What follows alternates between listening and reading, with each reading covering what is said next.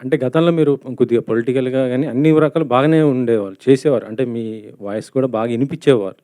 అలాంటిది ఎందుకు సైలెంట్ అయిపోయారు? అంటే మీకు ఒక ఫ్యాన్ బేస్ అంటే మీరు మాట్లాడేది గూడా సొసైటీ పరంగా మాట్లాడేవారు. ఆ విషయాల పైన కూడా చాలామంది అభిమానులు గాని ఉండేవారు గదా!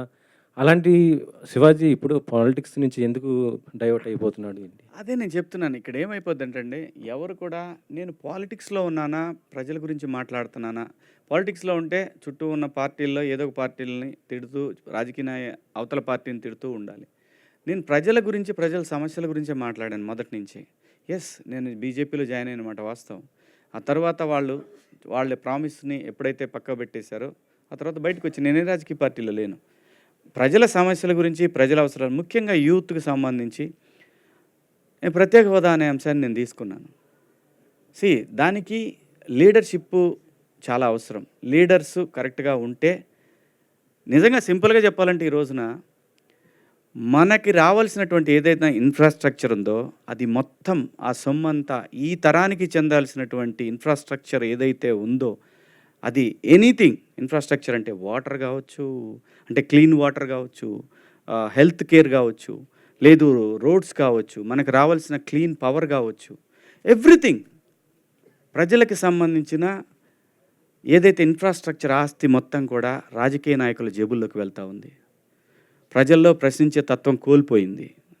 క్యాస్ట్ ఫీలింగ్సు, అవసరమైతే రాముడు, దేవుడు, లేదంటే అల్లా, లేదంటే జీసస్ ఇలాంటి వాటికి రకరకాలుగా ప్రజల్ని రెచ్చగొట్టే ధోరణిలో తయారైన తర్వాత ఎంతకాలం పోరాడగలడండి ఒక మనిషి?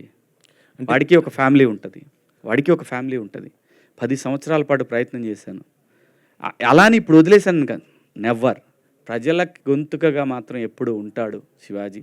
కానీ నా ప్రొఫెషన్ మాత్రం నన్ను నటుడిగా నిలబెట్టి నా గొంతుక 10 మందికి తెలియటానికి కారణమైన సినిమా మాత్రం ఇక నుంచి చేయాలని ఫిక్స్ అయ్యాను.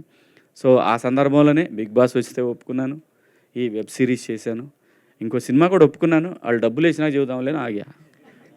అంటే ఇప్పుడు పొలిటికల్‌గా చూసుకుంటే పవన్ కళ్యాణ్ గారు కూడా బాగానే చేస్తున్నారు కదా! అలాంటి ఆయనకి ఇప్పుడు అంటే మీరు కూడా కలిసి అట్లా చేయొచ్చు కదా! ఇప్పుడు ఎందుకు ఒంటరి అవుతున్నారని అనుకుంటున్నారు?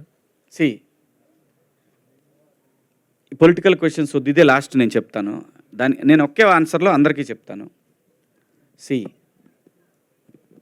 మెగాస్టార్ గారి ఫ్యామిలీకి ఆంధ్రప్రదేశ్ కానీ, తెలంగాణలో కానీ వాళ్ళకున్న ఫ్యాన్ బేసు ఎవరికీ లేదు. అది నిజం. అసలు వాళ్ళకి సీఎం అవ్వాలంటే పెద్ద కష్టమైన పని కూడా కాదు. మళ్ళీ చెప్తున్నా, నేను ఏదైనా చెప్పాలనుకున్నది క్లియర్గా స్ట్రైట్ ఫార్వర్డ్గా చెప్తా. కొంతమందికి నచ్చవచ్చు, నచ్చకపోవచ్చు. ఎక్కడో లోపం జరుగుతుంది, అది సరిదిద్దుకుంటే ఇంకే ఇష్యూ లేదు. వాళ్ళ ఫ్యామిలీ నుంచి సీఎం అవటం పెద్ద కష్టమైన పని ఏం కాదు. పాలిటిక్స్ క్వశ్చన్స్ దయచేసి ఇక్కడ వద్దు. ఓన్లీ నేను సపరేట్గా పెడతా, అప్పుడు వేసుకోండి గట్టిగా. డైరెక్టర్ ఆదిత్య, లాస్ట్ క్వశ్చన్ ఇదే, దీంతో మనం ఎండ్ చేద్దాం. Hi bro, all the best. బాగుంది ట్రైలర్. నా క్వశ్చన్ ఏంటంటే, #90s అని పేరు పెట్టారు కదా, క్యాలెండర్ చూస్తే 2017 ఉంది. 2007లో జరిగే స్టోరీనా? 2007లో జరుగుతుందండి. బేసిక్గా 90s అంటే 90sలో పుట్టిన కిడ్స్ అని చెప్పేసి అంతే. అండ్ మీ పేరు వెనకాలైన హాసన్కి ఏదన్నా పేరు ఉందా? నార్మల్గా జస్ట్ నార్మల్. నాకు కమల్ హాసన్ ఫ్యాన్. అవును episodes will be there. 6 episodes ఉంటాయి. 6 ఎపిసోడ్స్ ఉంటాయి. Okay, so thank you so. ETV వాళ్ళది అంటే #ట్యాగ్ అనేది మీ ప్రతి టైటిల్లోనే ఎక్కువగా కనిపిస్తుంది. #కృష్ణారామ అని ఉంది, #90s అని ఉంది. ఎనీ సంథింగ్ కాన్సెప్ట్ ఓరియంటెడ్గా వెళ్తున్నారా ఎట్లాగా? సార్ సింపుల్ సార్, ఇప్పుడు ట్రెండింగ్ ఈ జనరేషన్ ఎగ్జాక్ట్లీ జనరేషన్లో ఏ ట్రెండింగ్ టాపిక్స్ చూసినా ఫస్ట్ #ట్యాగ్ అని కొడుతూ ఉన్నారు కదా. సో అలా రిసెంబ్లింగ్ ఉంటుందనే, బట్ 90s అనేది సంబంధం ఏం లేదు సార్. బట్ అదే అందరికీ కనెక్ట్ అవ్వాలని పెట్టాము. అంటే 90s అనేసరికి ఓన్లీ పేరెంట్స్కే చూస్తారేమో అని కాకుండా పిల్లలు కూడా చూసే సిరీస్ అని చెప్పడానికి పెట్టింది అంతే. సో అలా #అనమాట. మీరు కూడా #పెట్టి ఇంకో #.